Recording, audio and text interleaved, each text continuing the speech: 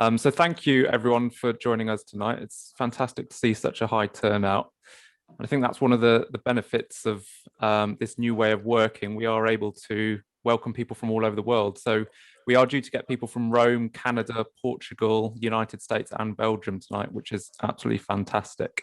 And we just hit 200 participants. So thank you all for joining us. Just to make you aware, this session is being recorded and we will make a copy of it available after tonight. So if there's anyone you know that would like to watch it, they will be able to after the session. Just to introduce myself, my name's Sam Parry. I'm the Parks Development Manager for Hackney Council. My role is to help improve Hackney's parks and green spaces.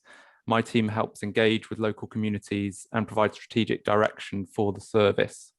One of my other roles is overseeing fundraising to improve our parks and green spaces.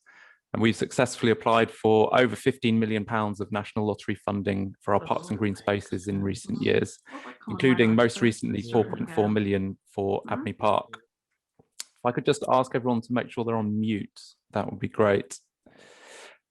I'd also briefly like to thank members of the Abney Park Development Board who've helped us get us to this point today, where we're about to undertake a restoration project in Abney Park.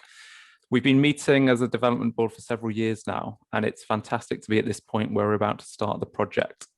Specifically, I'd like to thank Russell, the Abney Park Trust, local councillors, Chris Lane from Historic England, Lorraine from the Abney Park User Group, Tom Simpson, the previous Abney Park manager, Quentin Gers, the current Abney Park manager, John the gardener, and everyone else who's been involved with the project up until this point.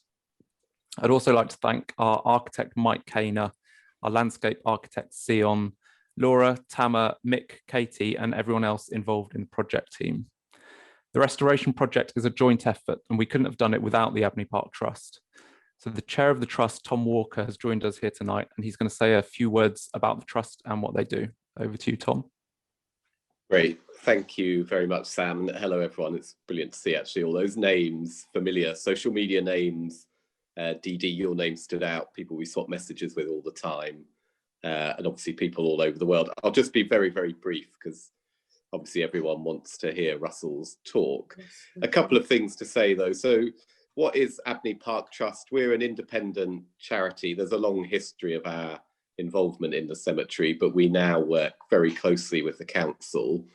What do we do? So we do a range of things. Those of you that know the park closely will probably have interacted with us, but we do grave searches, for example, for families looking to trace relatives. We do monument restoration, and we've had success recently, for example, restoring Isaac Watts' hand and a couple of the monuments as you come into the park. We do with the user group volunteering. That's unfortunately suspended at the moment, but we hope very soon to get people back out on site, keeping it clean, maintaining the wall graves, etc. And we do events. Normally they'd be in the park, but we've been experimenting since about this time last year with online events, and we've put more and more content online. If you haven't seen our website, then the address, I'll put it in the chat in a minute, is abneypark.org, and you've got information there. All the events we do, we put up online as recordings, whether they're ticketed events or free, like tonight. And we've got some brilliant things there. History tours. Colin Sell from Radio 4 did a broadcast for us on the Music Hall Stars. We've got sound recordings of Dawn Chorus. We've got a Christmas morning recording.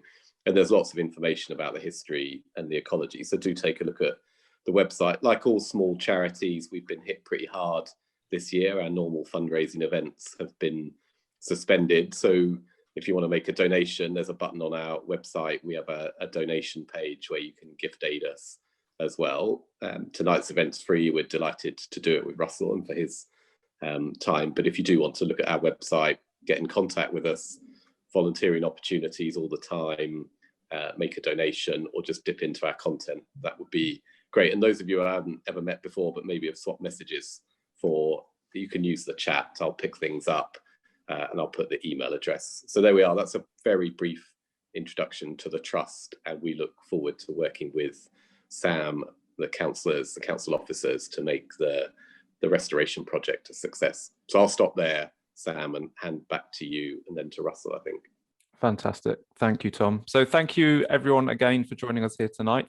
Because we've got so many people on the call, you are all muted. If you could make sure you stay on mute, that would be great. You can use the chat function to ask any questions throughout the presentation. Russell's going to speak for about 50 minutes, and then we'll have about 20 minutes at the end to answer those questions. So I'll be keeping an eye on the chat and then put those to Russell at the end of the presentation. If you want to tweet about the event tonight, please use the hashtag Abney Ecology, and we'll keep an eye on that as well. Otherwise, Russell, over to you. Thank you, Sam. Thank you, Tom. Welcome, everyone. It's wonderful to have such a big audience. It's not so wonderful not to be able to do this on site. If those of you who were with us earlier, we were chatting about how I used to do tree walks on site, and hopefully we'll do them again. But this is an opportunity to reach a much bigger audience. So welcome. It's really good to have an opportunity to just describe really the last 25 years of studying Abney Park Cemetery. So my name is Russell Miller. I'm an arboriculturalist and an ecologist, which just really means that I study trees and I study ecology. My interest primarily in ecology is with invertebrates, and particularly invertebrates associated with old trees. But I also am interested in ecology generally, and particularly fungi associated with trees. So for those of you who don't know, Abney Park Cemetery is also a local nature reserve, as well as being an early Victorian garden cemetery. It's located in Stoke Newington in the northeast of London. And I shall be explaining a little bit more about the context of the site, but it's a 13 hectare or 32 acre cemetery, which is now largely wooded. And I'll be talking about the woodland and its ecology this evening. So, stories of Abney's deep ecology. I'm hoping you're seeing my slide without the bar for the zoom, because I don't seem to be able to get rid of it. So, yeah, sorry, no, we'll get the hang of it in a minute. Stories of Abney's deep ecology. I like the term deep ecology. There's lots of terms these days for talking about nature and thinking about how we should be working with nature. Rewilding, permaculture, forest gardening. But I like deep ecology because for me, it has the essence of what I believe we should be doing in terms of trying to redress some of the problems that we've created for the natural world. So for me, it's about learning and creating and telling stories of meaning.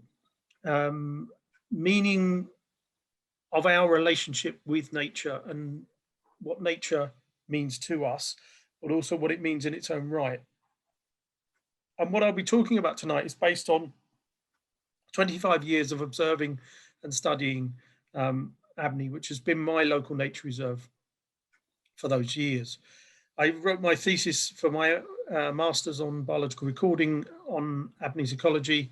And I see what I'm going to do this evening as a continuation of what I've been doing for many years, which is melding science, experience, and passion to help myself understand ecology and to bring those ideas and that understanding to others. In case you're wondering, that's a weevil going for a flight. That picture is of a saproxylic beetle, a beetle that lives in dead wood, and that one's just off to go and find a mate or a better place to lay some eggs. So stories, deep ecological stories. What am I talking about? Well, I'm talking about things like tawny owls, easily understood and accessible as a concept. You know, everyone knows what an owl is. This is a beautiful photograph taken by a chap called Adam Hudson. And that photograph was taken in Abney Park Cemetery because for many years, tawny owls have nested and bred in Abney Park Cemetery. Remarkable given it's a very inner London site. But tawny owls are pretty tolerant of disturbance, and as a result, you provide enough habitat and they will be there. So there's a little story I can tell you about the tawny owls at Abney, and this gives you an idea of some of the stories that I'm going to be talking about tonight and what I mean by deep ecology. So that's a tawny owl. and that's nesting in Abney. So that's me and David Mooney from London Wildlife Trust putting up an owl nest box in an oak tree on Woodbury wetlands.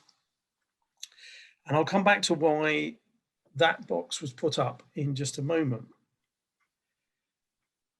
So owls eat young rats, wood mice, bank voles, and probably pretty much quite a lot besides. They probably eat worms and all sorts, but their primary diet is rodents.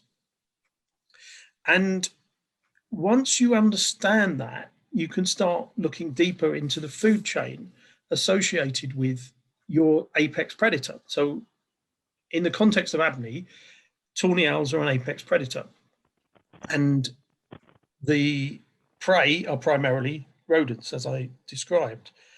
But what do the rodents eat? Because unless you know what the rodents are eating, you don't know necessarily whether or not the rodent's going to still be there, in which case is your apex predator going to disappear because its prey disappears.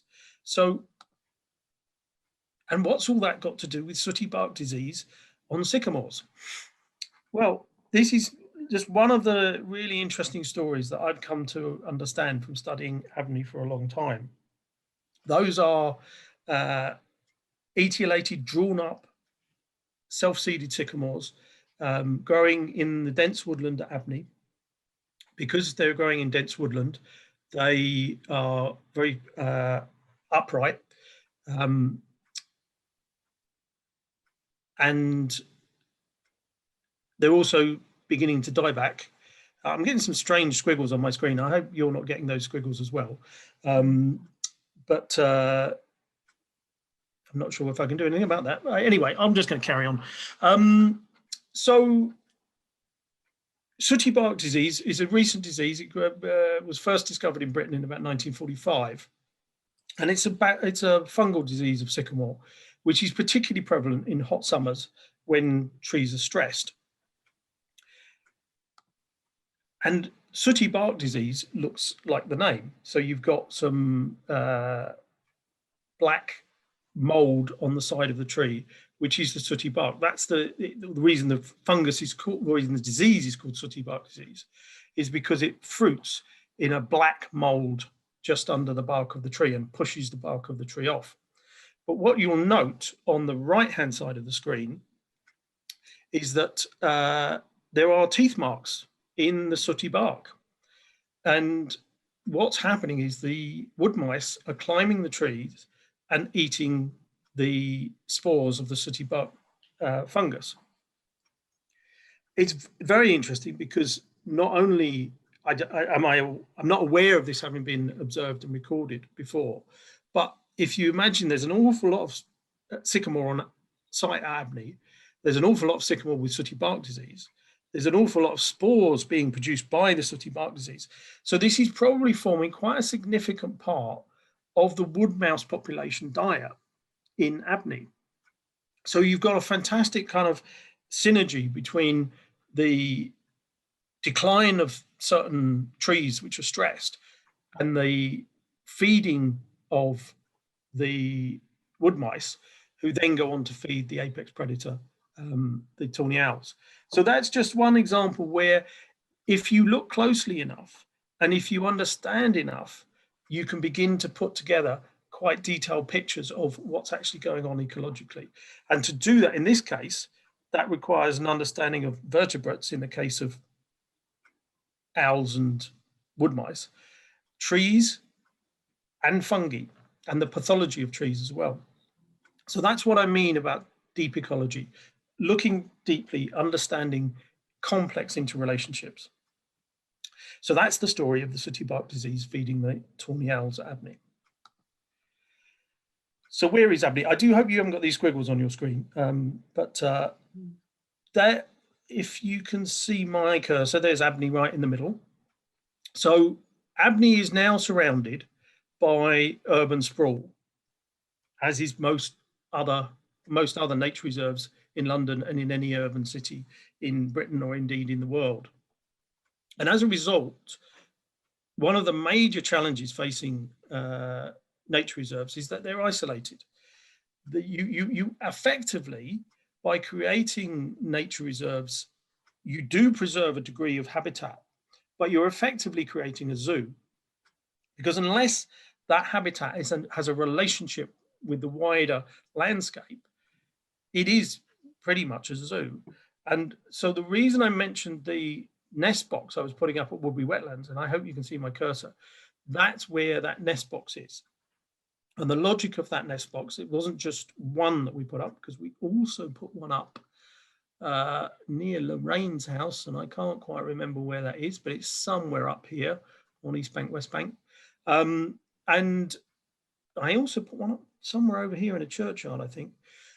Point being that the tawny owl population needs to be a sustainable one. And actually at the moment, since we lost the female tawny owl about 3 years ago, we're not quite sure why she died, but Tony Butler, one of the really good local natural historians who taught me a lot in my early days at Abney, he discovered the dead female. And ever since then, the male tawny owl has been calling from the boundaries of Abney to try and call in a female, and as yet unsuccessfully.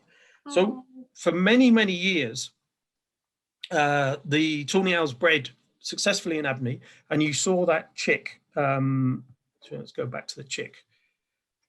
There, there's a lovely tawny owl chick. They had 2, 3, even 4 chicks a year.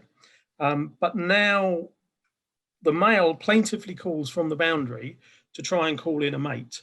And effectively what the male is doing is saying, look, I've got some great habitat here. This is a good place to be. Come and join me. But unfortunately, as far as we know so far, a female hasn't yet found him. And it is a matter of time, question of time really, before either he up sticks and goes and finds a female, or becomes too old and we potentially lose the owls. Now, I mean, the idea of today is to tell lots of interesting and happy stories, but the stories of wildlife obviously aren't all happy because wildlife is in decline in lots of situations. But there are positives, and one of the positives is that this area around Abney Park and Clissold Park, which is another major park nearby, and the reservoirs over here, so this is Woodbury Wetlands, and that's the west reservoir, are scheduled for some sort of nature recovery area. And I say scheduled, basically the nature conservation in the UK is moving towards local nature recovery plans. And we're in discussions at the moment with Hackney Council about a nature recovery plan for Hackney. And this area is one of the ones which is being looked at as a potential target area for a nature recovery, precisely because it has Abney Park, Clissold Park, and the wetlands all in close proximity. And you can imagine if we can try and create some better linkages between those spaces, we can actually connect habitat and make it more than just a bunch of isolated zoos, but have a landscape scale approach towards conservation, which is what the Lawton report advocated in 2020, when there was a major investigation into what was going wrong in nature conservation, because a lot of money and effort had been put into preserving SSSIs, sites of special scientific interest, and Natural England had a statutory responsibility for managing nature reserves. But of course, as I've just pointed out, you can manage your nature reserves all as well as you like, but if there's no connectivity, then really they're just isolated patches.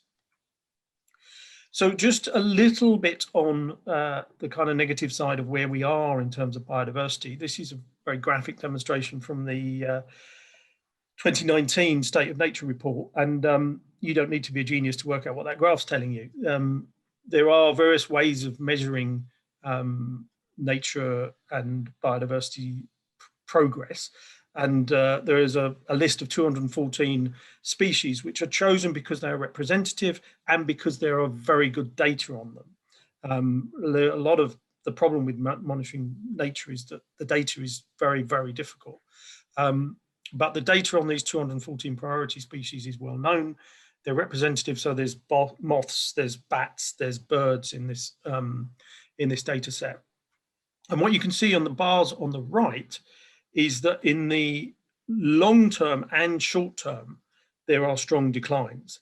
And the declines are indicated by the red and pink bars.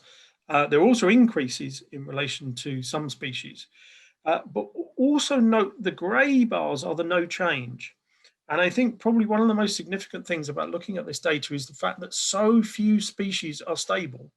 A lot of species are in decline, some species are increasing, but there's a lot of it's very dynamic. And that's generally not good for nature to be dynamic over these time periods, because we're talking about the long term in terms of this study is 50 years since 1970. And the short term is 5 years, 2011 to 2016. So that's a very short period to have a very strong decline. And I mean, this just spells it out. I don't think I'll kind of go into that in any great depth. Those of you who have studied wildlife or are concerned about wildlife will know the State of the Nature reports, which come out every 2 or 3 years. They are very authoritative. They are based on extremely good data. And they're worked very, very carefully so that the information that they are communicating is very, very robust. So the declines that they are indicating are real. They're not just statistical anomalies. But I won't dwell on all that. That's just the context. Nature is struggling, and it's struggling for a variety of reasons. And we've lost lesser spotted woodpecker and tree creeper from Abney since 1990. Now, I mean, we're going back a long way to 1990, but I do remember watching lesser spotted woodpeckers and tree creepers in Abney. And this is one of the factors of having such an isolated site. Even though these birds are flyers, they're good flyers, now they've gone, they're not able to recolonize, or maybe the site is just too disturbed for them to want to recolonize. Or maybe there are other factors at work. I mean, certainly lesser spotted woodpeckers are in decline nationally. I don't want to dwell on the negatives. I'm coming to the positives, but it is all part of the picture and the context. So here is a map of Stoke Newington from 1840. 1840 is the date when Abney was created as a garden arboretum cemetery. It was created out of the grounds of 2 houses. And so you had Abney House down here on Church Street, and then you had Fleetwood House here, and their gardens extended to the north from Church Street.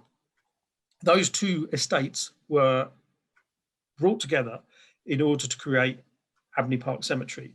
And Abney Park at the time was planted with a vast diversity of trees and shrubs, thanks to the Loddage's nursery in Hackney. And at the time, it had a greater arboretum collection than Kew Gardens. And Kew Gardens expanded very shortly after Abney was created, and obviously now is much bigger and has a much bigger collection. But it's a reason why some of the trees at Abney are really quite extraordinary, because the provenance is extraordinary.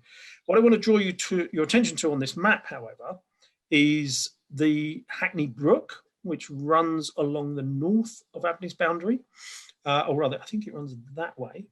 And that's causing some headaches for the people designing and building the new building just here, because they don't want to pile into the culverted Hackney Brook. The other thing to note is the reservoirs were there because the new river is quite old, and that's the estate that eventually became Clissold Park. And everything else around is essentially open countryside, or at least fields, and Newington Common there, which then we know now as Stoke Newington Common. So when Abney was first created, it was created in a very open environment. And that's important for understanding the ecology that still survives. This is an aerial photograph from 1971.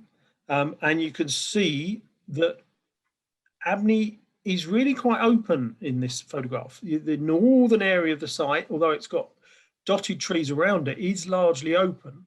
And that's because obviously as a working cemetery, the woodland would have been stopped from succeeding, and seedlings would be prevented from growing into trees by an army of gardeners.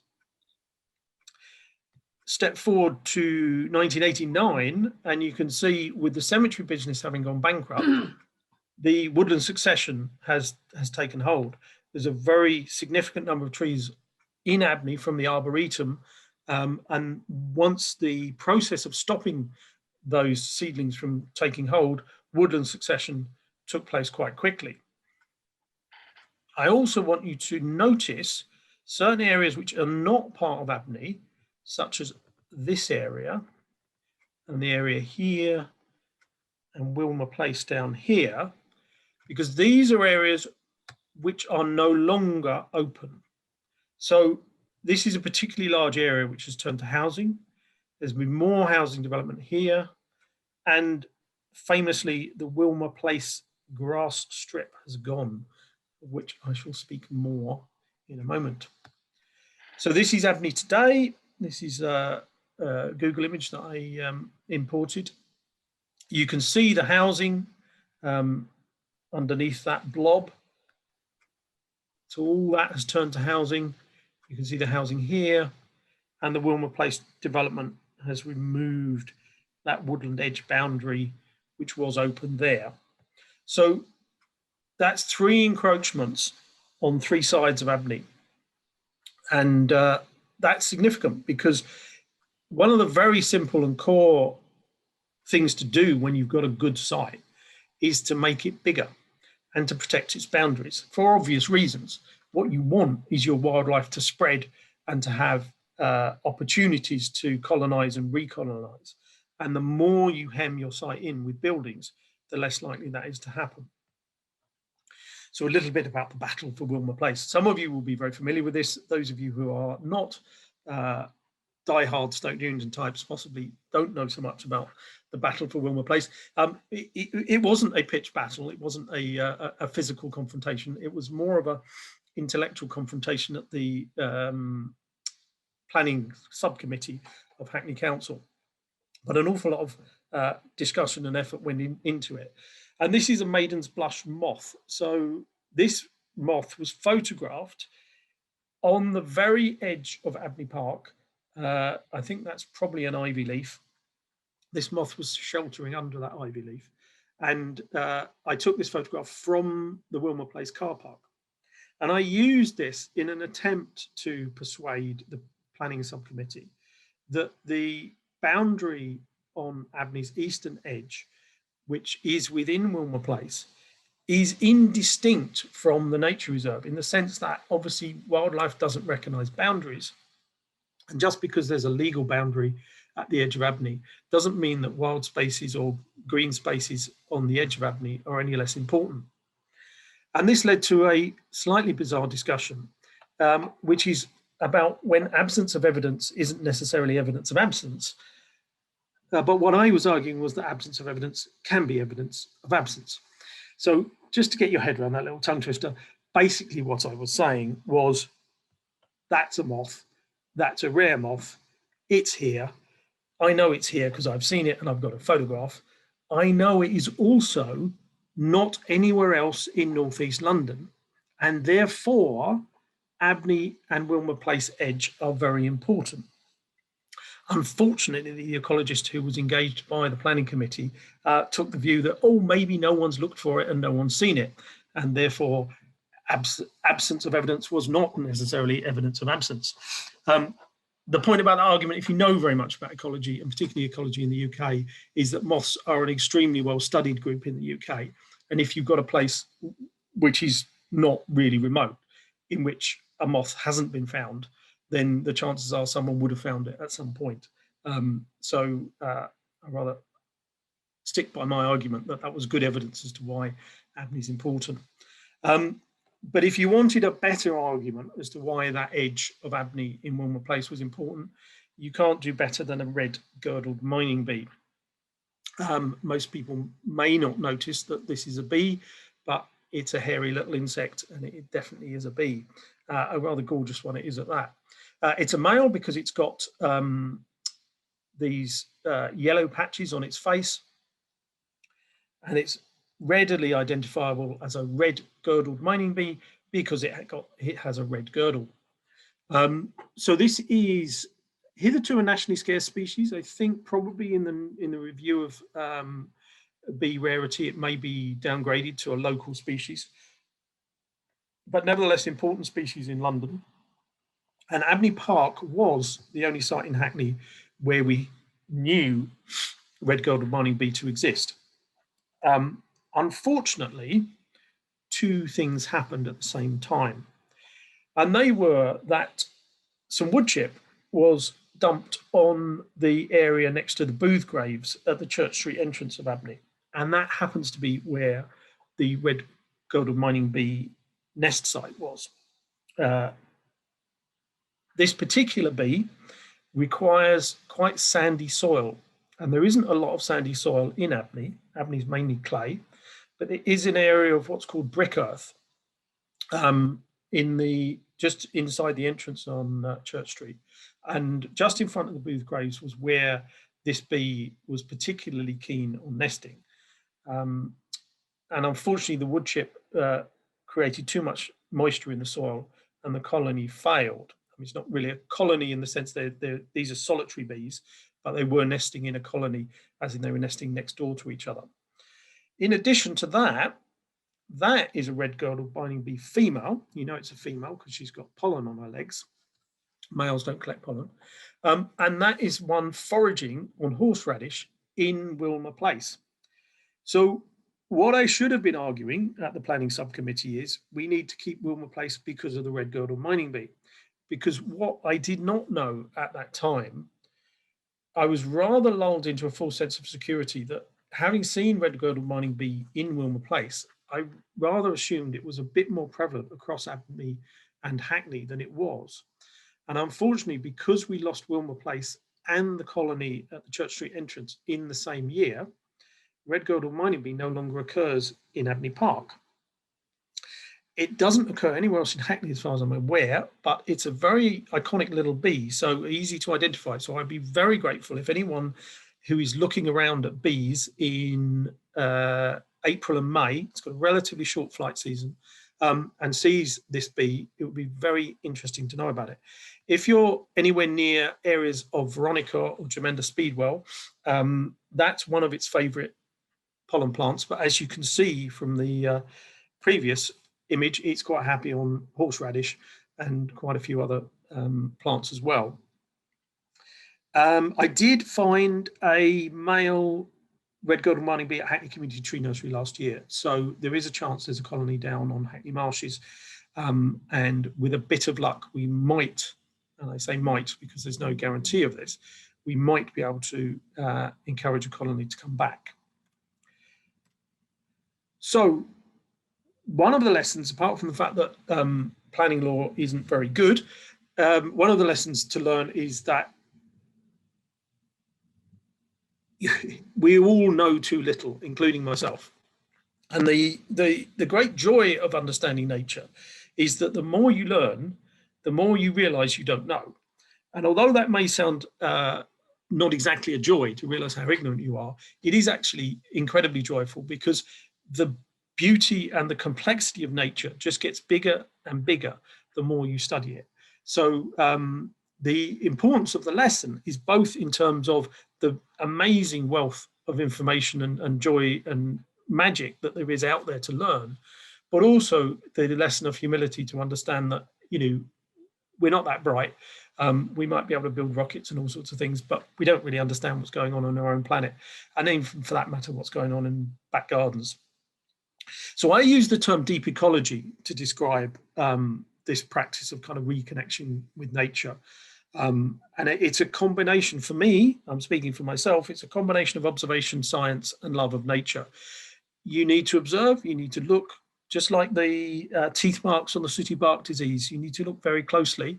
You need a little bit of science because, you know, you're going to have some help. You're going to have to read what other people have learned and other people have studied, and a love for nature, obviously. And if you can combine those things and sustain yourself, then there's an enormous amount of joy to be had, understanding the magic of what is on this gorgeous planet.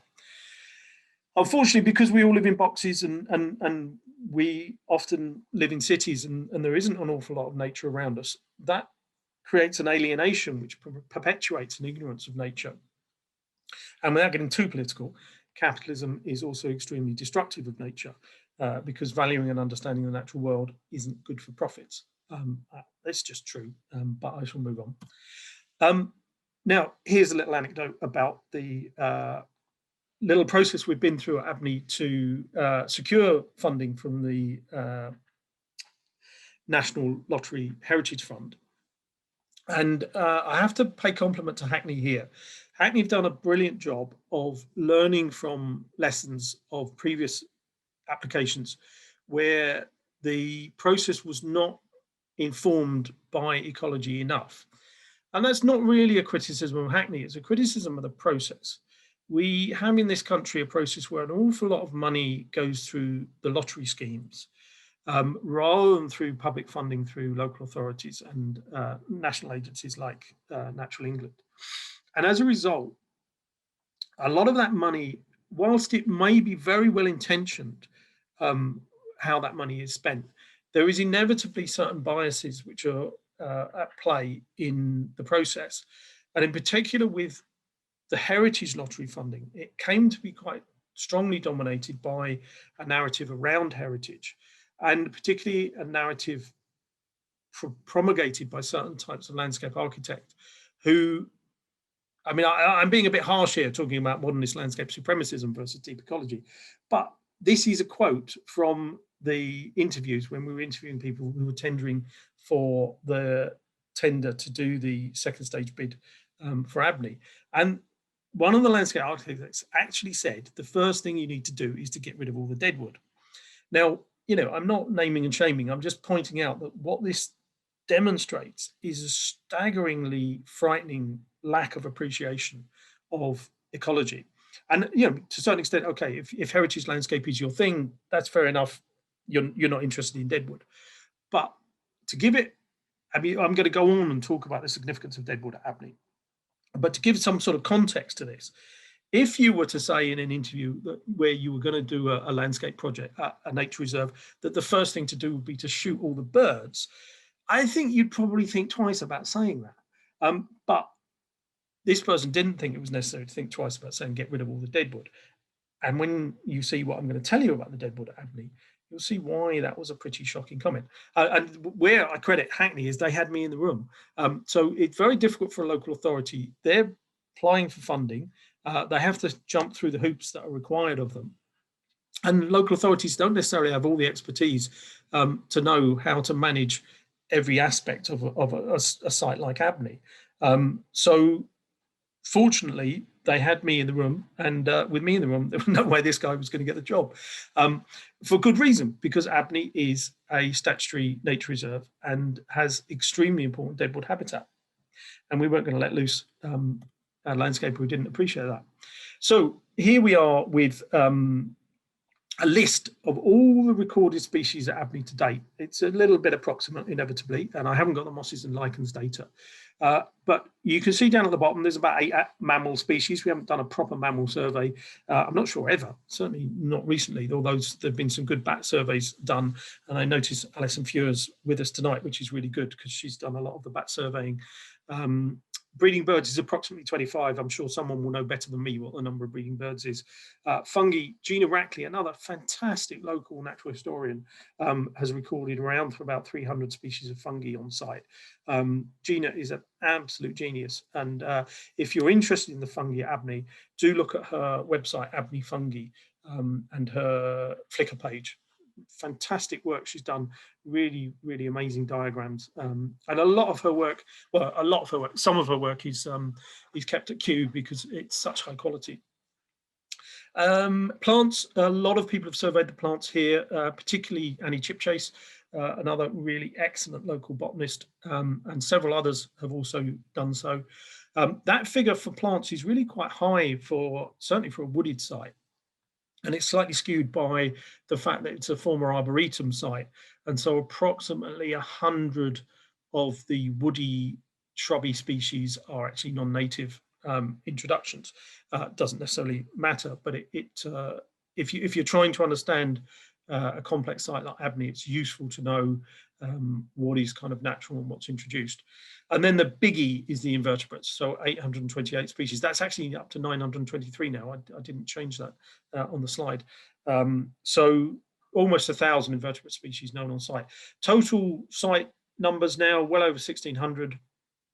That's amazing for in a London site, which is only about 13 hectares.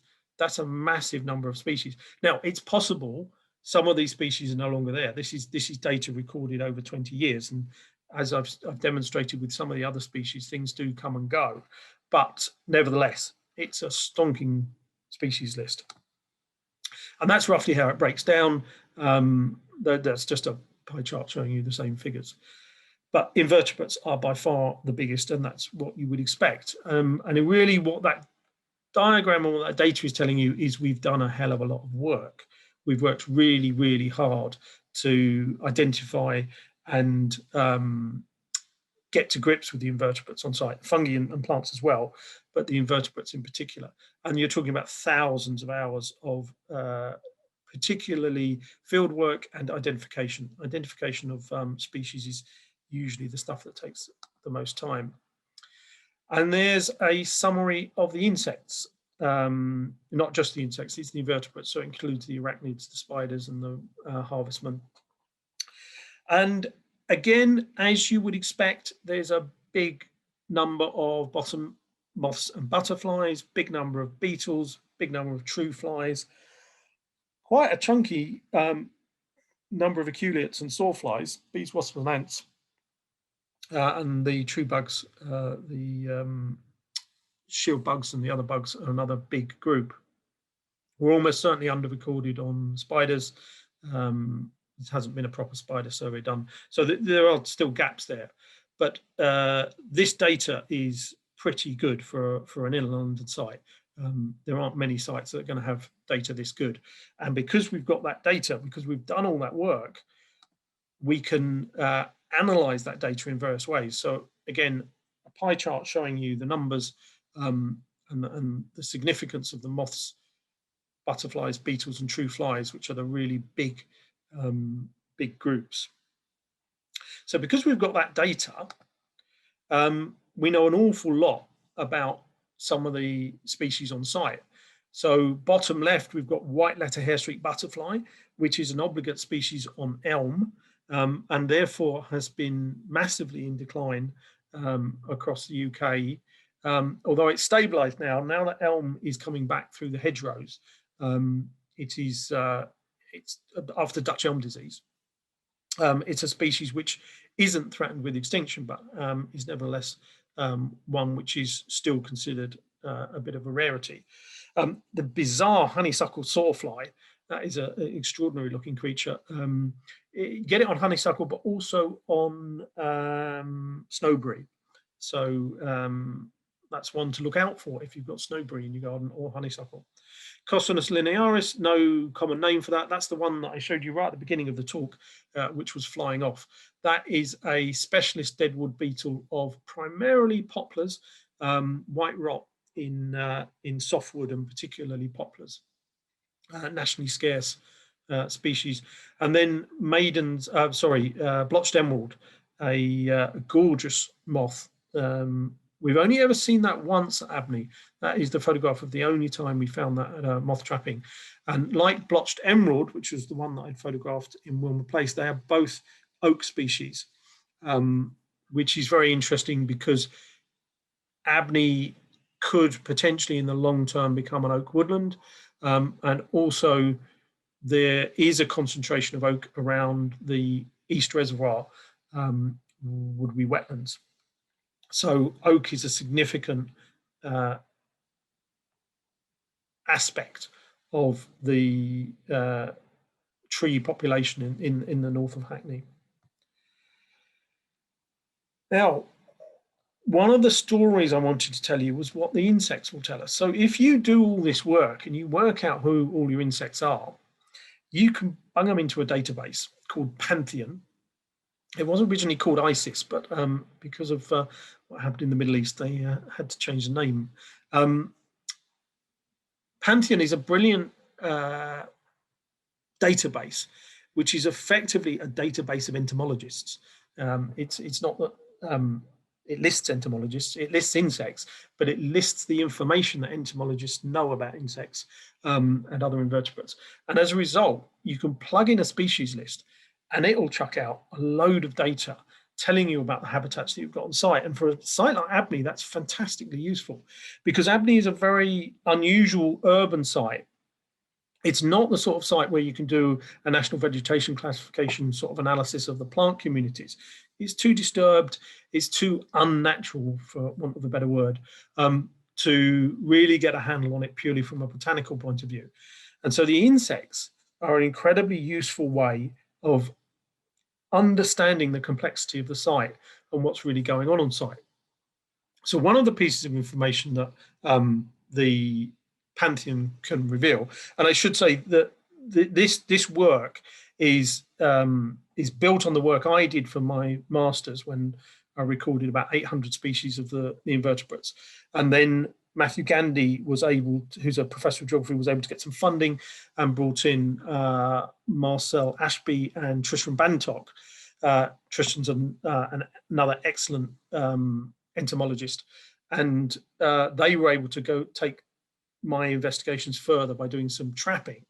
A lot of these insects are very, very hard to find, and so using traps is sometimes the best way of getting good invertebrate species data. So plug in all the data, and out come some of these numbers. So of the numbers associated with broad biotypes, so really kind of broad habitats, you've got tree habitats, which is unsurprising, 383 species associated with tree habitats, but 270 species associated with open habitats. And that's a really important thing to remember, given the slides that I was showing you about how far the woodland has succeeded within Abney and taken over most of the site. So we've got 270 species which want an open site, or want aspects of an open site, in a site which is largely wooded. Also, that wetland group, 41 species associated with wetland habitats, is very interesting, and probably is telling us something about the proximity of Abney to both Hackney Brook, the New River, and the reservoirs in Stoke Newington. So here's one for everyone. Well, certainly everyone who's in London or in the southeast of England, if you are interested in trying to find a species, this is one to look out for at the moment, the hairy-footed flower bee. Males are flying at the moment. Here you've got pictures of 3 pictures of males and 1 of the female on the bottom right. The reason I've only put 1 picture of the female up is because the female is dead easy to identify. She's a chunky black bee with orange legs, pretty identifiable. Looks a little bit like a bumblebee. These aren't bumblebees, these are flower bees. They're in a different group, but they're chunky, a bit like bumblebees. Unlike bumblebees, they're much better flyers. They don't bumble around. These things really go for it. They can fly quite fast and very directional. And so, particularly at the moment, this is what happens with all bee species. All bee species except the colony ones like honeybees and bumblebees, so all the solitary bees. The males come out first. So the males are flying at the moment, and if you want, well, rather, the males are flying in London at the moment, and as you go further north, it may take longer. But if you want to identify hairy-footed flower bees, keep your eye out for something that looks a little bit like a bumblebee. Is a much better flyer, has got a yellow face. The males have a yellow face, black bottom, and generally a bit gingery, and some hairs on the face as well. So that's flying at the moment. So that's one to have a look out for. So I said 270 species of open habitats. Some extraordinary insects live in Abney, and we've got over 40 species of bee in Abney. I know some people won't realise there are 40 species of bee, but there are. In fact, there are 270 species of bee in the UK, or maybe 280 now. It's kind of hard to tell because things come and go. But and talking of coming and going, the bee on the bottom left, that is the European orchard bee, Osmia cornuta. And that's a photograph I took in Abney a couple of years ago. Osmia cornuta is new to the UK. It's probably a climate change indicator. It's come over from Europe. And that, again, will be flying now or very soon. That's it on cherry plum. Cherry plum has just come into flower. So if you happen to see one of those, that's very interesting and definitely worth recording. Very distinctive, very dark black on the sorry, I'm just trying to get my cursor to do what I want it to do. No, I'm going the wrong way. Let's go back. Yeah, so we're talking about the bee in the bottom left corner. I can't quite get my cursor. Oh, there we are. So black on the thorax, bright coppery orange on the abdomen. So really quite distinctive, bright insect. Again, quite a fast flyer, so hard to see. You're probably going to want a pair of close focusing binoculars, but one definitely worth looking out for. A couple of other bees. These are other of the flower bees. This is Anthophoricata, and I'm afraid I'm not sure I can remember the common name for Anthophoricata. It is difficult remembering all the names of all these species, and you've got to remember 2 of them. So sorry, I can't remember the common name for that flower bee, but it's one that likes the mint family, and that's it on the right. That's a female on Stachys officinalis, hedge woundwort. Top right, we've got a really rare insect. That's a canopid fly. It's a parasite of wasps. Some of you don't like wasps, but may be pleased to know there are such things as parasites of wasps. Leopoldius brevirostris. There is no common name for that unless you want to make one up. There have only been about a dozen records of that anywhere in the UK. So that's a rare insect, and that's at Abney. One in the middle at the top is another bee. Again, you might not pick that out as a bee, but that's Hylaeus hylenatus, which might be the white-faced, I can't remember, something white-faced bee, white-faced mask bee, perhaps. Sorry, I can't remember all the common names. And then on the left, that's Melectra obrifrons. This bee is a parasite of the hairy-footed flower bee. It's a cuckoo of the hairy-footed flower bee. If someone is doing something, please mute, because we're getting a bit of feedback. So if you're not muted, please mute. So there you are, open habitats, species of open habitats, and that's Abney. So where are those open habitats? Well, they're on the woodland rides. So there and there and there. But they are relatively few and far between now. And so we may have to look at whether or not we want to recreate some more open habitat in Abney. And one of the ways of doing that is to pop a green roof on the new building. So there is a new building going up in the summer. That's going to go up on the old classroom, the old porter cabin at the Stamford Hill entrance at the main Stoke Newington gates. And that will have a deep soil green roof. And by a deep soil green roof, I mean the sort of thing that Dusty Gedge and John Little have been pioneering, which is a really green roof, not just a kind of carpet of sedum that's rolled out over the roof and purports to be a green roof. This is a really green roof. And it will look something like that. It won't be full of a kind of Dada group of species of wildflowers that are kind of a bit like a kind of geranium bed, a kind of mass of color. It'll be much more natural than that. And the idea is to get a mix of drought tolerant species that can survive on a roof and get as many different flowering species as possible.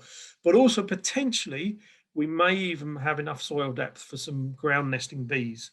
And again, this is one of the remote possibilities, is something like red-girdled mining bee might be enticed back either through the green roof or back to the Church Street entrance where it originally was. So that's going to be a big plus with the new building that's going in, getting a high-spec green roof, because we need open habitats. It's not just about the trees. So a little bit about diversity of woodland structure. Sorry about the diagram, but this is the best I could do. I downloaded one from the internet, and then Microsoft wouldn't let me use it for some reason. So I had to knock this up very quickly. Basically, if you want a woodland with loads of ecology, with loads of wildlife, then what you want is you want some big old trees, and you want some young trees, and you want some scrub, and you want wild open areas, maybe underneath a dead tree. Ideally, you don't cut your dead trees down, but if you have to cut your dead trees down, then you keep the dead wood on site. And so you get a mixed age structure, a mixed species structure, and a diversity of physical structure. So that's what a good woodland looks like, or rather a biodiverse woodland. A less good woodland looks a bit like that, where you've got all the ages of all the species of similar age structure, less diversity, and basically you're not going to have so much wildlife if it looks like that. Abney is a little bit like that. It's very good for its species structure because of the diversity of woody species, but its age structure is a little bit limited. We haven't done anything about that because we're waiting to see what ash dieback's going to do. A lot of the wood on the northern part of the site is ash, and it's quite possible that we will lose a lot of that. If we do, it's not a massive tragedy because there's a lot of planting that went in the 90s and is underneath that ash woodland, and we should have a good diversity of species coming through. There's lime, there's hornbeam, and a lot else besides field maple. Now, this is one of the dilemmas when managing a woodland. What do you do if your orchids are being shaded out by holly, but the firecrests, which is a lovely little, one of the smallest birds in the UK, like hanging around in the dense holly? It's a big problem. We haven't decided what to do about that yet, but it may be that we take out the odd little holly bush, which is over the area where the broad-leaved helleborine is no longer flowering. This used to flower. Be very interested if anyone's seen it flowering in recent years. I haven't seen it for some years. I could talk a lot about the ecology of this species. It's dependent on mycorrhizal fungi associated with trees, but I'm probably running out of time, so I need to move on. This is just an indicator of some of the magic that goes on in Abney, but you wouldn't necessarily see. We've got bizarre creatures like microscorpions. These are called pseudoscorpions. That is about 2 millimeters long, that insect, or rather arachnid, it's not an insect.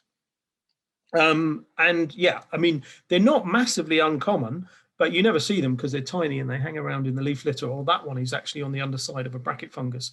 Then these fungi that fruit inside trees. This is actually the inside of a poplar tree, and that is the root of the poplar tree.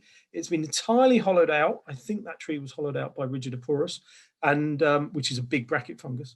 And this species is fruiting almost like lanterns on the inside of the tree. You can tell I spend a lot of time crawling around in inside trees. And again, one of the rarer ink caps, that's an ink cap that's particularly known for fruiting inside trees. So imagine it's very dark. There's no photosynthesis going on in here. This is really secret, weird worlds. And the beetle, Biphyllus lunatus, I just want to mention that one because it's got quite a distinctive elytra. This is one of the decaying wood species, one of the specialists of decaying wood. It's an indicator of sites which have had decaying wood for many years. It's an indicator of ecological continuity. And because it's got these markings on the elytra, the back panels, the wing cases of beetles are called elytra. And because it has these markings here, you can actually identify this species even if all you find is a single elytra, a single wing case. I remember going around with Keith Alexander, who's one of the international experts on deadwood beetles, and him finding a single piece of elytra from a species, one much less easy to identify than this. And he was able to identify at 2 species level just from a piece of the beetle.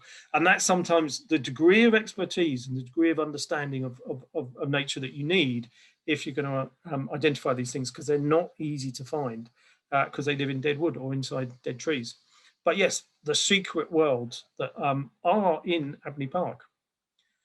Other more secret worlds, earth stars, I mean, absolute magic things. These things that kind of are little balls of fungus. They open up, the sac which contains the spores is then revealed. Those fronds turn down, push the sac above the leaf litter, And then when it rains, raindrops bounce on the spore sac, puffing spores into the air, and that's how it reproduces. Quite amazing. There's several species of earth stars. And then on the other side, you've got silky rosegill, another relatively rare species. It seems to be coming up more frequently in the southeast now. Volvariella bombicina likes very decayed wood. This one, it's one of the ones that comes in on the inside of logs or cavities once they're very heavily decayed. But a beautiful species, really quite stunning. I'm going to whisk on because I've got a lot more to talk about. So what else will the insects tell us? Well, if you dig down into the Pantheon data, this database, which will churn out numbers for you if you put in the right data, it will chuck out more detail. So the open habitats, you can break down into tall, sward and scrub. So tall sward basically means tall herbs and scrub. And then you've got short sward and bare ground. So that, in other words, the kind of ground layer and the field layer and the scrub layer. So perhaps unsurprisingly, the scrub layer species are much more numerous than the bare ground and short sward species. And these figures, I can't go into the detail of this now, but what these figures are telling you is a species quality index. So it's telling you how many rare species you've got basically, and why though the bigger that number, the better habitat you've got. And so the kind of quick, all of these are very high numbers. So this is showing you that Abney is really high quality for tall sward, short sward, arboreal species. So particularly that's a lot of the moths. Shaded woodland floor, again, that's not a huge surprise. But then this is the biggie, dead wood species, decaying wood species. Very significant SQI score for decaying wood. And that is where Abney is special. It's a remarkable site for decaying wood species, given that it's an inner London cemetery. And that's why I'm kind of, why I mentioned the whole thing about what you need to do is get rid of the dead wood, because that really was a blunder. Because at Abney, if you did get rid of the dead wood, you would be trashing the site and you would be doing massive ecological damage. So decaying wood species. We've already talked about Leopoldea brevirostris, but that's not a decaying wood species. That's in slightly wrong place. But Pediarchus depressus. Sorry, there aren't really many common names for these things. Pediarchus depressus is a very flat bark beetle, nationally scarce, associated with long-standing old wood pasture. Although Keith tells me that might be an introduction. Trouble with knowing people who are as bright as Keith is he'll tell you something that you didn't want to hear. Like, you know, one of your rare finds is in fact been introduced and isn't nearly as rare as you thought it was. Although there are debates about these things. Two more rare species. That one's a fly, both associated with decaying wood. Another rare Abney species associated with decaying wood, stunning fungus, flame shield. This, again, rather like Volvariella bombicina, sorry, I can't remember the common name of that one, likes very decayed wood. Often find this inside decaying poplars or trees which are at an advanced stage of decay. Absolutely beautiful if you can get to it before the squirrels. Squirrels tend to like eating this one, so you don't always get the best photos of it, but it's a great species and an Abney speciality. 1987 Great Storm had a significant impact on Abney. This is a huge, it's actually a Ragnall oak. This is a rare cultivar of Quercus hispanica, a rare cultivar of Luckham oak. This is the weird thing about Abney. It's got some very, very unusual tree cultivars. But this was a twin stem tree in 1987. It split in half, and you can see all the wound wood from the 30 plus years of wound wood development. And you can see a bracket fungus developing inside the tree. And this is where the ecology, the decaying wood ecology comes from. It comes from the old trees and the interaction with those old trees of storm damage and decay fungi. So veteran trees are miniature nature reserves in their own right. And it's these trees which are the reason why we've got such a rich decaying wood habitat at Abney. And this is where our tree management at Abney has to be really quite specialist. So what we aim to do at Abney is to lock the gates when the wind blows, hopefully having done sufficient work to the trees that they don't blow over. But it means that we don't have to go in with a very risk-averse approach, as you would have to in a site which is more open, like Clissold Park, where the footfall is much higher, where this tree on the left may well have got felled. Well, I mean, it would have got felled in Clissold Park, let's be honest. But I've managed to keep it standing at Abney by some very gentle management.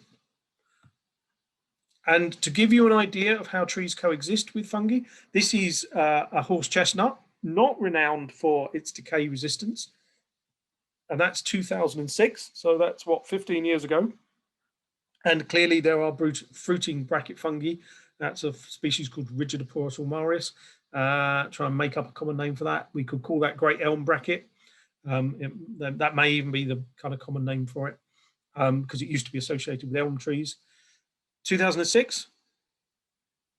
2017, it's a stonking great bracket. It's got a lot bigger, but the tree's still there. And last year, the tree's still there, and actually the bracket's getting smaller. So what's gone on there is the tree has been hollowed out by the fungus, but the functioning sapwood on the outside of the tree has not been colonized. And as a result, the tree's perfectly healthy. It's hollow. You wouldn't even know it was hollow because there isn't actually a cavity. You can't see the hollow, but given how much fungus there is, you can be pretty sure it is hollow. And again, so that's just a tree management issue. You manage the tree by pruning in order to retain it rather than felling it. And that's why you've got the great habitat for all the insects and fungi. So bracket fungi, particularly bracket fungi, but also other fungi, are the drivers of this process. They're the ones that unlock the energy that's in the stored wood and create the habitats that all these insects and the other fungi need. So remember, I said that some of the fungi only feed on very advanced decayed wood. So they need the other fungi to do the bulk of the decaying for them before they can colonize. So it's these bracket fungi which are doing a lot of the driving of the ecology. And notice that's a fungus covered in brown spores. So this is ivy covered in chocolate colored spores. So there are billions of spores coming out of this artist bracket, and those spores are landing on the top and coating the ivy. Here's another big bracket. This is great ash bracket, or Perenniporia fraxinia. Can get to enormous sizes, this bracket. That's about a meter. That is a chunky bracket fungus. And here, that has white spores. So you can see all the white spores that have been emanating from that bracket. So remember that the fungi, this is the fruiting body. The mass of the fungi is inside the tree, munching away on the dead wood, converting the old wood inside the tree to decaying wood of a different form where other creatures can colonize it. And to prove the point, when this tree eventually fell over, we found that inside, or rather we found the picture on the left inside, the picture on the right came from another tree. And these are brown tree ant galleries. So brown tree ant is a nationally scarce ant that lives inside trees. It lives inside the base of big trees that have been decayed by fungi. The ant can't live in the tree without the fungi doing a bit of the work for it to turn the wood into a paper consistency that it can then turn into these amazing galleries. And you can see these concentric galleries built from the old decayed rings of wood from within the tree. Absolutely extraordinary. And so the process goes on. So this is Dyer's mazegill. This is a fungus particularly associated with conifers. But when I had a look at one of these brackets and found inside a nest of the acorn ant, so-called acorn ant, because this ant is so small, it can create a nest or colony inside an acorn, but it's also equally happy nesting inside Dyer's mazegill bracket fungus. So extraordinary diversity of habitats and associations. And this is where diversity comes from. It comes from natural processes. And the fact that we've allowed the natural processes to happen in Abney with some degree of management, that's why we have the diversity that we do. Another relatively rare fungus, this is greasy bracket, really quite a huge example of it. You don't usually see it this big. And this is on the big veteran ash tree at Abney, or one of the big veteran ash trees. The significance of this, this is the tree it's on. There's another bracket, shaggy polypore, a much more common bracket, very common on ash, this one. That's what it looks like close up. That's it on an apple tree, but that it's a beautiful bright orange bracket. It's an annual bracket, this one. So in other words, it fruits annually, and then that bracket will turn black and fall off. And there are various insects, relatively rare beetles, that live inside the bracket fungus itself. But the particular significance for Abney of shaggy polypore is this. So this is Pacota personata. Now, it may not immediately be apparent to you that that is a fly, but it is. It's not a bumblebee. It is a very good bumblebee mimic. But Pacota personata is a rare fly that mimics bumblebees, and it lives in rotting wood inside trees, or rather the larvae live inside at the bottom of wet rot holes in trees. And there are people who come to Abney specifically to try and see this species in May. It's got a relatively short flight season. Abney is one of the few places in London where this species exists, and it's probably the best place to see it. And believe it or not, there are people who go specifically to look for insects like this. It's an amazing little thing. And this is Phylloporia ribis, just to finish. This is a very rare fungus. This is associated generally with ribes, so currants. So very small sticks of black currant or red currant. This is it on hawthorn. It's relatively rare on hawthorn. I've seen it on hawthorn twice. And Q has a piece of the bracket from this specimen because it's very rare to be found on hawthorn. So that's a whistle-stop tour through 25 years of studying the ecology of Abney. I hope it was reasonably clear that Abney is an amazing site. It's got extraordinary decaying wood habitat, extraordinary invertebrates, but also really good open habitats for things like bees. So I hope you enjoyed the talk. I shall take some questions if you have any. Thank you very much. Fantastic. Thank you, Russell. We have had a few questions in the chat, which I'll just read out now. We can take them one by one. If you've got any other questions, if you put them in the chat, I'll pick them up and ask them to Russell. Just to start with, there was a question about the Loddige's Arboretum, Russell, and whether any of those trees are still standing and where can they be found. Anna did put a link to the veteran tree leaflet into the chat, but I don't know if you want to add to that at all. Yeah, so the veteran tree leaflet was focusing on the trees with the interesting ecology, so it doesn't particularly pick up the Loddige's survivors. So there are about 20 trees at Abney which are, I believe, to be survivors from the Loddige's Arboretum. In particular, that Ragnall oak that I did feature, the one with the big, that split in half in the 1987 storm, that's certainly a Loddige's planting.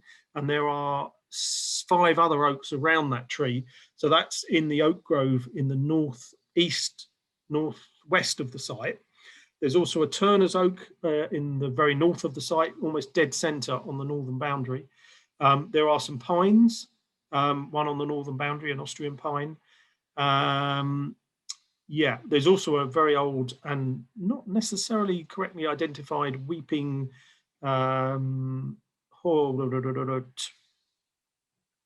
weeping holly, variegated weeping holly, which I've listed as a Perry's weeping holly. But anyone who's an expert on rare hollies, that could be something very unusual from the Loddige's collection. So there's about 20 trees from the Loddige's collection that still survive.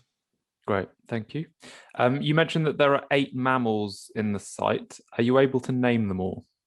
I'll have a go. I mean, you've got, grey squirrel, wood mouse, bank vole, fox, common rat, And then I'd probably hand over to Alison, who's the bat specialist, but I would go with common pipistrelle, soprano pipistrelle, and noctule. Noctule probably isn't on site, but flies over. Yeah, I don't know if that comes to 8, but they were the ones I was counting.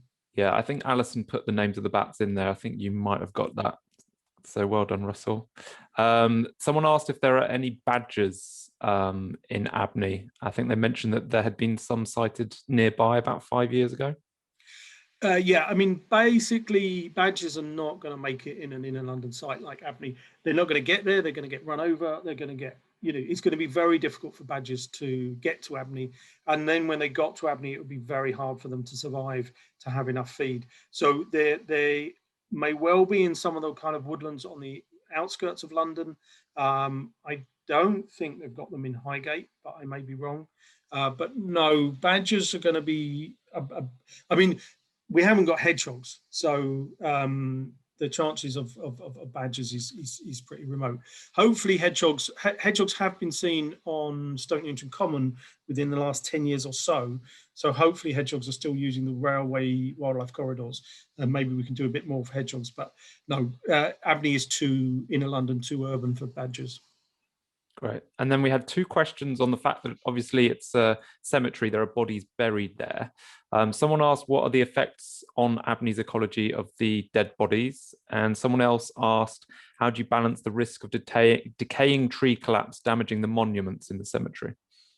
Okay, so the first answer is that dead bodies are very good nutrients, so they feed the trees very well.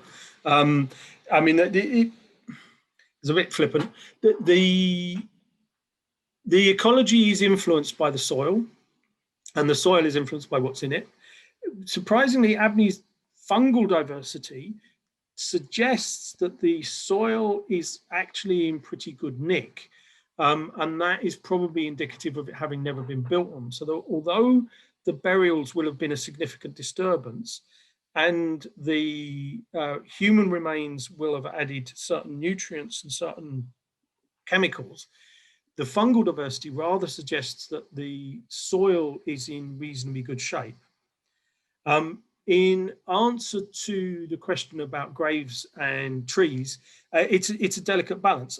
Basically, there are around 60,000 monuments in Abney, and they are in varying states of disrepair or repair, and a lot of the instability in the monuments is due to the graves themselves, because if you imagine some of the graves are 6 burials deep, and you bury 6 coffins, those coffins then decay, you basically create a huge void underground, and hence the graves start falling over. There's a problem in cemeteries everywhere, or rather cemeteries where you bury people. So it's unrealistic to expect that all those graves are going to be maintained in perfect condition. But the trees are maintained on the basis that we're trying to keep the trees upright, we're trying to keep the trees alive, and we're trying to keep the habitat preserved for as long as possible.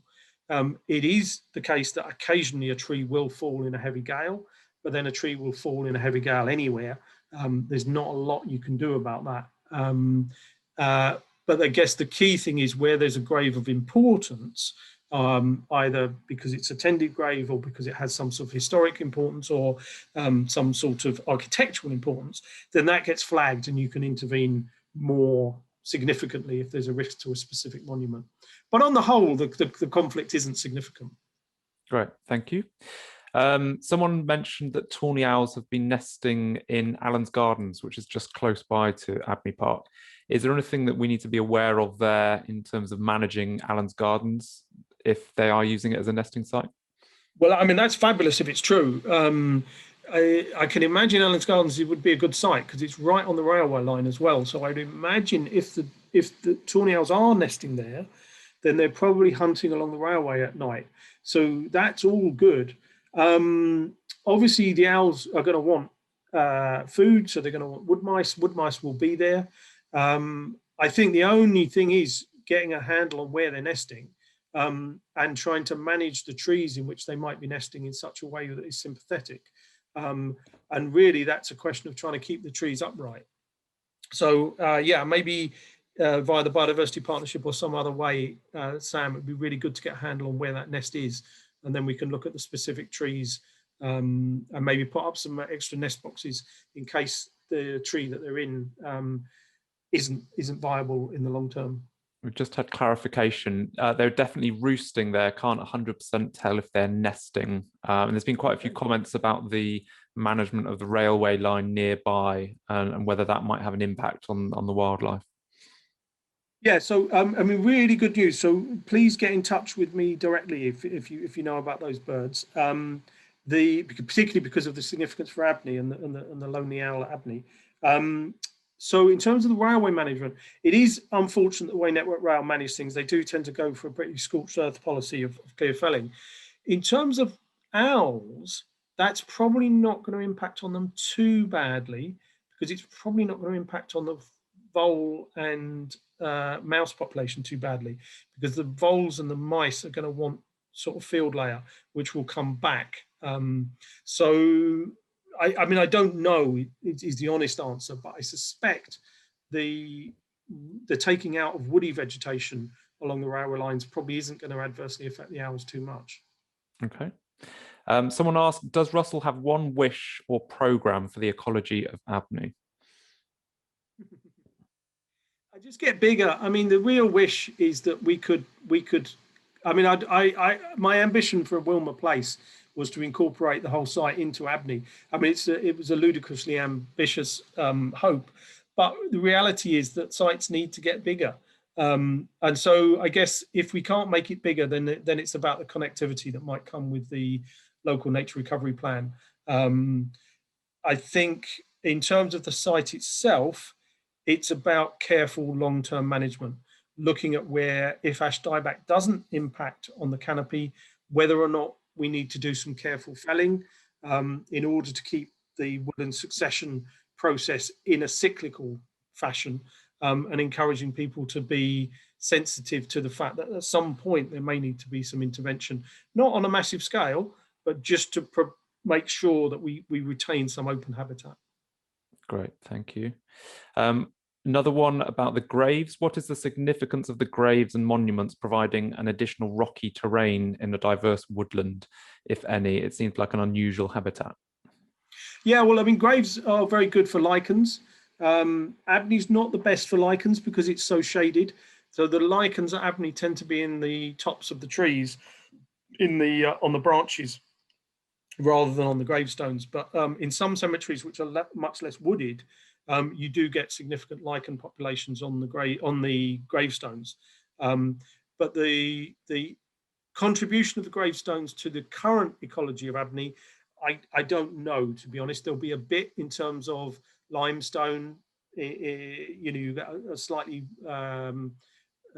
more alkaline soil in places. But probably the gravestones themselves, given the amount of shade, they're probably not that significant. Okay. Last question, Russell. What's your main worry about HLF works at Abney, and what's your main hope about how it will improve habitat and diversity? Well, I'm not that worried because I think we've done a really good job. And as I say, you know, I've been very, very critical of the council in years gone past about what happened at Clissold and elsewhere. And there's been a really, really positive learning. And as a result, I think the risk of things going wrong is relatively low. The works are concentrated at the main gate, at the Church Street gate, which is just putting in a disability access entrance, and at the chapel. And I think there's going to be a permanent sort of supervision of the works. So I'm not too worried. I think the problem with lottery bids is in the design stage. It's in making sure that there's an appreciation of the value of the site on all aspects of the site. And what's tended to go wrong with the heritage bids is the emphasis has been on heritage and not nearly enough on trees and ecology. So I'm optimistic. I mean, there will, you know, you can't have a big project on site and not individual little things go wrong. But I'm very optimistic that we've got this one much better than the ones that have gone before. So, you know, hopefully we'll end up with a great green roof, with a new building, with opportunities to do events at the chapel, and a better entrance at Church Street, which will enable the ecology to be managed by the volunteers and by informed woodland management policy. So, you know, fingers crossed, I'm optimistic. Excellent. Thank you, Russell. A number of people are asking if we're going to be sharing the presentation. We are recording tonight, so we will be sharing a recording. Russell, are you okay to share the slides as well if people want to have a copy? Yep. Great. So we'll share the slides as well as the presentation itself. A few people were asking about the local nature recovery networks as well. Just to let everyone know, we've got a biodiversity partnership meeting on the 17th of March at 6:30 p.m. I'll drop a link into the chat if anyone would like to come along to that. We've got Pete Massini coming along, who used to work for the GLA. He's an expert in green infrastructure, and he's been working with us on the local nature recovery plan. So he's going to be telling everyone a little bit more about that. I know there were questions about whether we should be linking up with sites outside of the borough and whether the railway lines will be included in that. So come along and we'll tell you all about that plan. I'll just put a link into the chat now.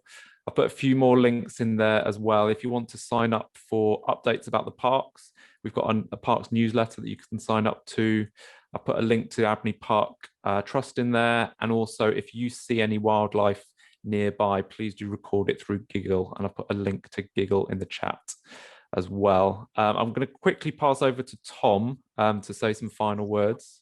Just before, sorry to interrupt, if I could just say a final thing on sharing the slides. I'm really happy to share the slides. Please, if you are using anything from the presentation, please credit it. That's just a courtesy thing, but also be careful about using data and information if you don't fully understand it. There was a kind of use of my stuff in relation to the red girdle mining bee by XR in Hackney, and they did get a bit of the wrong end of the stick about the reasons why we lost the girdle mining bee. So be cautious if you're relying on information from something like this, and do check if you want to use it. Thanks. Thanks, Russell. Tom? Great, thanks, Sam, and thanks, Russell. Absolutely brilliant. If I can just plug a couple of upcoming events, and if anyone wants to get involved in us, in our work at the Trust, then please do. So we've got an International Women's Day talk on the 8th of March. We've got a talk from local historian on the history of the park, focusing on 4 MPs buried in the cemetery on the 18th of March. And there's a talk on the lost poets of Abney on the 31st of March, and details for all of those should be on our website. I mean, we work with volunteers, and the trustees are all volunteers. So if you've got ideas, want to contact us, want to get involved in any way whatsoever, please do email us. It's been brilliant to make so many contacts. So thank you, Sam and Russell, especially for putting this on. That's all. Thanks, Tom. And Nick's just put a link in the chat to your events page if anyone is interested in attending any of those. So thank you again to everyone for coming. Thanks, Tom. And finally, thank you, Russell, for such a fantastic, interesting talk.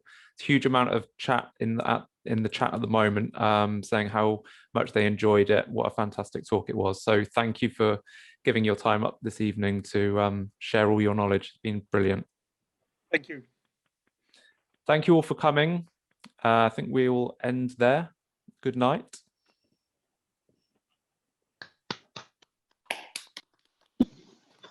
Thanks, all night.